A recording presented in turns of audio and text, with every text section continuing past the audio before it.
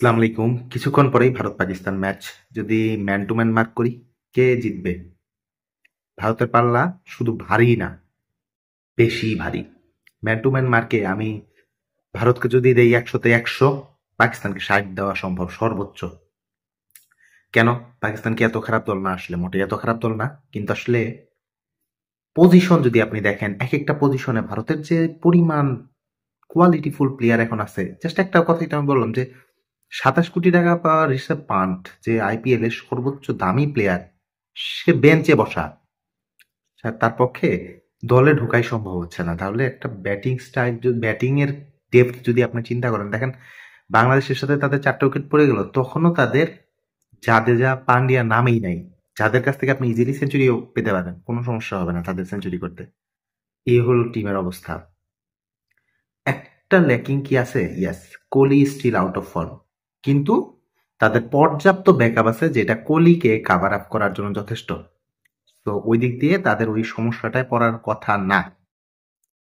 আর শামি আবার প্রুফ করলো, যেটা নিয়ে অনেক কন্ট্রোভার্সি ছিল, যে শামি কেনা হচ্ছে তার চেয়ে তো বোধহয় Siraj better option. Siraj seriously better option. Siraj Harshit রানার বিকল্প হিসেবে আসতে পারতো, কিন্তু হার্ষাত রানা হচ্ছে আমাদের যে বর্তমান কোচ আছে ভারতের, তার খুব পছন্দের প্লেয়ার, দ্যাটস ওয়াই তাকে নেওয়া হয়েছে। তার জন্য সিরাজটা আসলে টিমে নাই, তাহলে সিরাজও খুব ভালো বোলার ছিল। তো আইসিসি টুর্নামেন্টটা স্বামী ভালো করবে না, এটা সম্ভবই না। মোহাম্মদ শামি এগেন প্রুভ করছে সে আইসিসি টুর্নামেন্টের একজন ত্রাস। প্রথম ম্যাচে সে 5 উইকেট নিয়ে নিয়েছে বাংলাদেশের এগেন্স্টে। আজকেও যদি সে 3 থেকে 5টা উইকেট নিয়ে নেয়, আমি খুব বেশি আশ্চর্য হব না। এখন সে একটু পাকিস্তান নিয়ে আলোচনা করতে। হ্যাঁ, পাকিস্তানের ফকর জামান ইনজুরিতে পড়ছে এবং আউট অফ দ্য টুর্নামেন্ট, যেটা পাকিস্তানের জন্য একটা ডিজাস্টার। একে তো টিমের ব্যাটিং এর কন্ডিশনে বাবর আজম ফর্মে নাই। বাবর আজম একটা 64 রানের ইনিংস খেলতে পারে, মানে 60+ করলো, কিন্তু সে তার নিজের ফর্ম ফেরানোর চেষ্টা করছে, ম্যাচ জেতানোর চেষ্টা করেনি। এটা আসলে একটা ক্রাইম। বাবর ফর্মে নাই। ফখর জামান একজন প্লেয়ার এমন যে ভারতের এগেনস্টে খুব ভালো খেলে। ইনজুরির কারণে সে টুর্নামেন্ট থেকে আউট। ইমামুল হক এখন তার রিপ্লেসমেন্ট। ইমামুল হক খারাপ ব্যাটসম্যান তা না, ভালো ব্যাটসম্যান, কিন্তু যদি ফকরের মতোই হতো, মানে বর্তমান সময় ফর্ম ফকরের মধ্যে থাকতো, তো ফকর টিমে নিত না, ইমামুল হককে শুরুতে নিত। রিপ্লেসমেন্ট প্লেয়ার অবশ্যই আপনার মূল প্লেয়ারের মতো হবে না। বোলিং ডিপার্টমেন্ট বেশ ভালো পাকিস্তানের, কিন্তু ওই যে বললাম পাকিস্তানেও একটা জিনিস এবার ল্যাকিং বোধ করি, ভালোই করতেছে।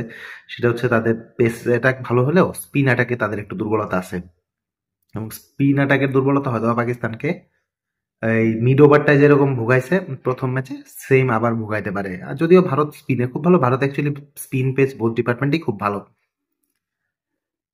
But India Pakistan match, Pakistan যদি এই ম্যাচ হেরে যায় তাহলে টুর্নামেন্ট থেকে তারা বাদ। প্রথম দল হিসেবে তারা টুর্নামেন্ট থেকে বাদ পড়ে যাবে, এবং তারা কিন্তু current champion of champions trophy. তাই এত সহজে পাকিস্তান ছাড় দিবে না।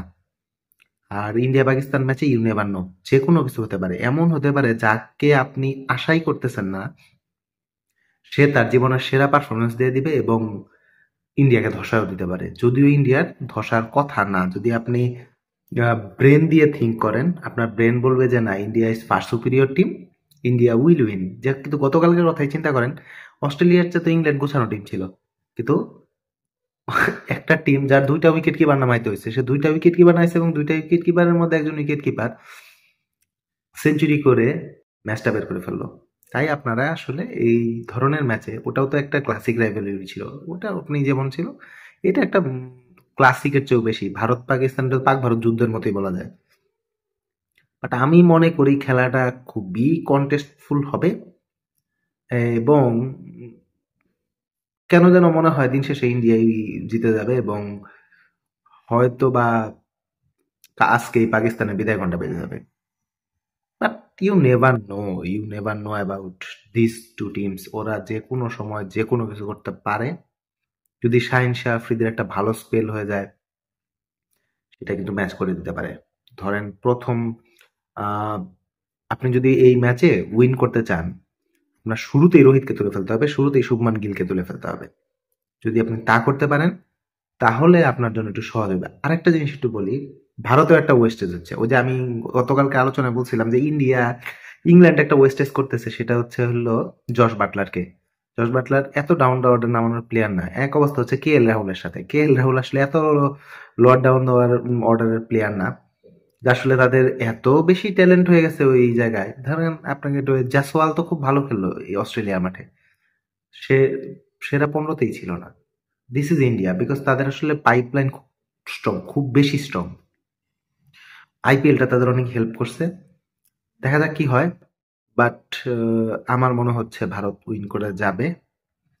তারপরে এখানে আবার একটা ঝামেলা আছে, আইসিসির একটা প্ল্যান থাকে যে তারা আসলে মানি লস করতে চায় না। তারা যদি ভারতকে এই ম্যাচে মানে কোনোভাবে পাকিস্তান এই ম্যাচটা উইন করে যায়, তাহলে আবার ভারত পাকিস্তান ফাইনাল হতে পারে। সেই ক্ষেত্রে আরো হিউজ একটা মানি, হিউজ একটা মার্কেটিং স্ট্র্যাটেজি থাকে। দ্যাটস ওয়াই দেখবেন তারা কিন্তু সবসময় এখন ভারত পাকিস্তানের গ্রুপ পর্বে একটা করে ম্যাচ দিয়েই দেয়। এবং 17তেও তো তাই হলো, 17তে প্রথমে পাকিস্তান হারলো, ফাইনাল পাকিস্তান জিতে গেল। তো এবার অবশ্য পাকিস্তানের ওই হারার অপশনটা আর নাই। পাকিস্তান যদি এবার হারে, দে আর আউট অফ দ্য টুর্নামেন্ট। দেখা যাক কি হয়। ভালো কিছুই হবে আশা রাখি। একটা টান উত্তেজনা ম্যাচ হবে। সবাইকে দেখার অনুরোধ করলাম। ধন্যবাদ।